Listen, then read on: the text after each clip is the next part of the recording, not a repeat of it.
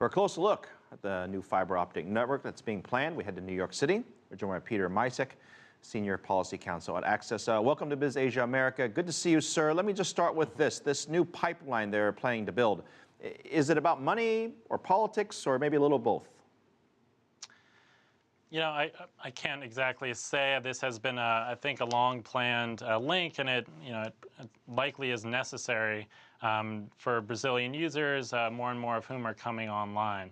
But, without a doubt, Brazil has reacted strongly to the revelations that the National Security Agency in the United States and some of its partners in the Five Eyes countries have been snooping on Brazilian networks.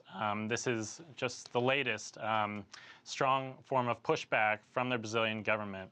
So they're going to spend about $200 million. They're going to build a new fiber optic cable all the way to Europe. What's the big deal? I mean, that's good, right? I mean, shouldn't all the countries be connected anyways? I mean, it doesn't seem like that ultimately either party will lose out on that much, or is there something else to this? Well, there are hundreds of cables under the seas, terrestrial cables as well, and these really do make the internet the network of networks that it's become.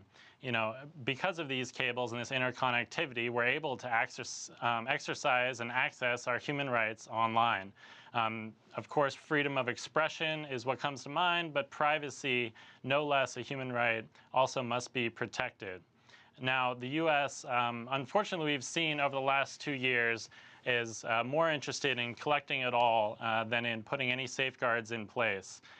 This is true for the cables that land at the U.S. and run across the U.S. We've seen that the Federal Communications Commission, the FCC in the United States, has held up contracts between these the people owning the cables, including Global Crossing. In 2003, the contract was held up when they were proposing to sell part of the company to a Singaporean firm.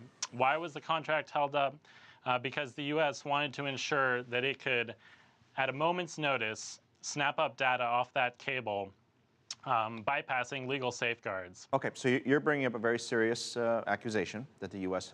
Would be, I guess, doing the spying here. Now, that said, by sending this other new pipeline to Europe, does that solve that problem, or the spying, in my view, probably likely could continue if it's happening anyways, right? Unfortunately, you're right. We are learning every day new technologies, new tools, new tricks that the NSA and its partners in the UK, the GCHQ, are using to tap into these cables, to tap into home connections, even to devices themselves. So in my view, and in the view of Access, this move by Brazil will not make Brazilian users safe from national security agencies' surveillance in a meaningful way. Does it change anything for consumers, just to step away from this national security issue, does it change anything for consumers in Brazil if they're trying to, say, for example, just something simple like shopping online? Does it make a difference to them which direction those cables go to? Right. It absolutely makes a difference. These cables, as I said, connect Brazil to the world. They connect Brazil to the internet. The internet is not designed, it doesn't function as a separate enclosed system. It's open by design, and the real benefits of the internet to the economy, to human rights, are being able to access information, ideas, regardless of borders, and that's why these cables are so crucial.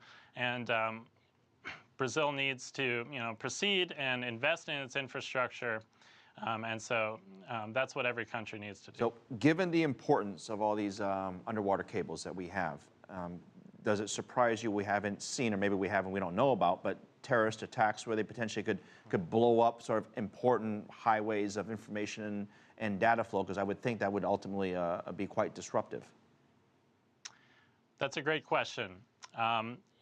The security of our communications online absolutely comes down to these cables, and that's why Access promotes encryption. Encryption by companies, encryption by individual users, and greater use of security tools like end-to-end encryption, which are even available for some of the voice apps that we use now, are one sure way that users and companies can put a little bit more distance between the data they hold, which is all of our personal, very sensitive information, and those governments, but also those private malicious actors who are looking to make a buck or undertake criminal enterprises by tapping into these cables. Yeah, and certainly there's a lot to be careful of. Peter Micek, I want to thank you for your time, Senior Policy Counsel at Access. Certainly a very different take and an interesting look on how we get our information both in and out.